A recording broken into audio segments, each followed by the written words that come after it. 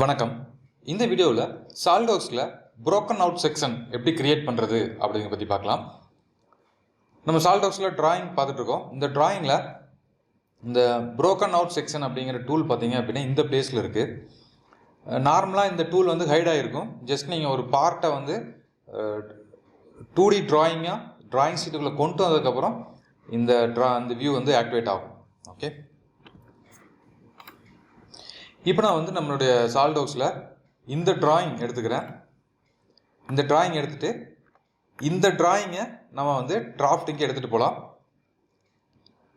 இந்த டிராயிங் எப்படி டிராஃப்டிங் எடுத்துகிட்டு போகிறது அப்படிங்கிறது ஆல்ரெடி உங்களுக்கு தெரிஞ்சிருக்கும். பட் நான் இங்கே டிராஃப்டிங் எடுத்துகிட்டு வந்து வச்சிட்டேன். இதில் இப்போ நம்மளுடைய 3D மாடலிங்கில் பார்த்தீங்கன்னா தெரியும், சென்டரில் ஒரு ஹோல் வந்து பாஸ் ஆகிருக்கு. பட் நம்ம 2Dயில் பார்க்கும்போது இந்த ஹோல் வந்து நம்மளுக்கு விசிபிளாக தெரியாது. அப்போ இந்த ஹோலோட கட் செக்ஷன் பார்க்கணும், broken out செக்ஷன் பார்க்கணும் அப்படின்னா அதுக்கு தான் வந்து இந்த டூல் யூஸ் ஆகுது. இப்போ பாருங்கள், இது உள்ள ஃப்ளோ ஆகிருக்கு.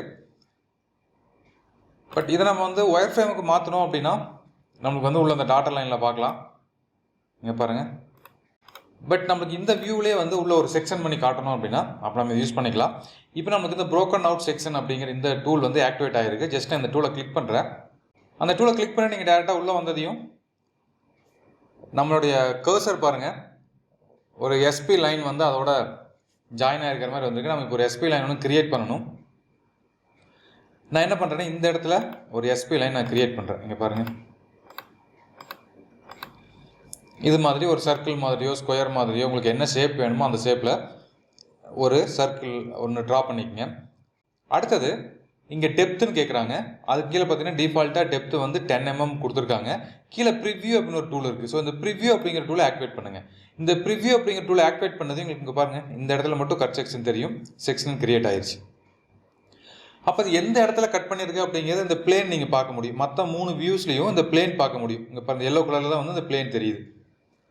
எவ்வளோ டெப்த்துக்கு அது கீழே போயிருக்கு. இன்னும் வந்து இதோட சர்க்கிளோட சென்டருக்கு வரல, நீங்கள் பார்த்தீங்கன்னா தெரியும். அப்போ என்ன பண்ணலாம்னா இதோட வேல்யூ நம்ம சேஞ்ச் பண்ணலாம். இப்போ 20 கொடுக்குறேன்.